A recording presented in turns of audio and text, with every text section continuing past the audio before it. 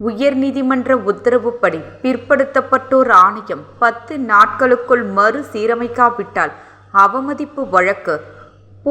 மமுக தலைவர் ராமதாஸ் எச்சரிக்கை. இது தொடர்பாக மமுக தலைவர் பேராசிரியர் ராமதாஸ் வெளியிட்டுள்ள அறிக்கையில் கூறியிருப்பதாவது: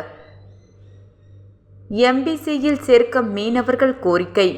அரசு பின்பற்றி வரும் கல்வி மற்றும் வேலை பற்றிய இடஒதுக்கீட்டு கொள்கை காரைக்கால் மீனவர்களுக்கு பயனில்லை என்று கூறி அந்த கொள்கையை மாற்றக்கோரி போராட்டம் நடத்தி வந்தனர்.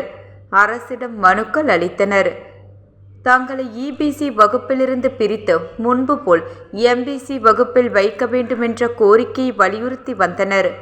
ஆனால் அரசு இதற்கு செவிசாய்க்க மறுத்ததால் காரைக்கால் மீனவர்கள் என்னை அணுகி இதில் நடவடிக்கை எடுக்க வேண்டுமென்று கேட்டுக்கொண்டனர்.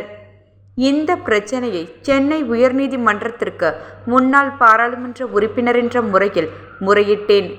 மனுவை பரிசீலித்த நீதிமன்றம் புதுச்சேரி அரசினால் உருவாக்கப்பட்டுள்ள மாநில பிற்படுத்தப்பட்டோர் ஆணையம் இப்பிரச்சனையை சிறந்த முறையில் கையாள முடியும் என்று கருத்து கூறியது.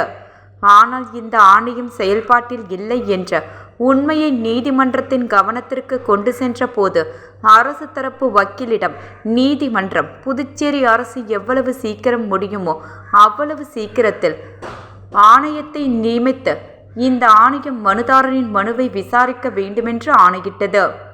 இந்த ஆணை சென்னை உயர்நீதிமன்ற நீதிபதி கார்த்திகேயனால் 27/2/2023 அன்று பிறப்பிக்கப்பட்டு புதுச்சேரி அரசு அந்த ஆணையை 3/4/2023 அன்று பெற்றது. இன்றைய தேதியில் நீதிமன்ற ஆணை பிறப்பித்து 32 மாதங்கள் உருண்டோடிவிட்டன. இருப்பினும் புதுச்சேரி அரசு மாநில பிற்படுத்தப்பட்டோர் ஆணையத்தை புதுப்பிக்கவில்லை. அரசின் இந்த போக்கு நீதிமன்ற உத்தரவை அவமதிப்பதாகும். மேலும் இந்த ஆணையம் இந்திய அரசியலமைப்பு சட்டங்கள் 16 மற்றும் 340 படி 1998 ஆண்டு நியமிக்கப்பட்டது. ஆனால் இது 1/6/2018 தேதியில் இருந்து செயல்படவில்லை.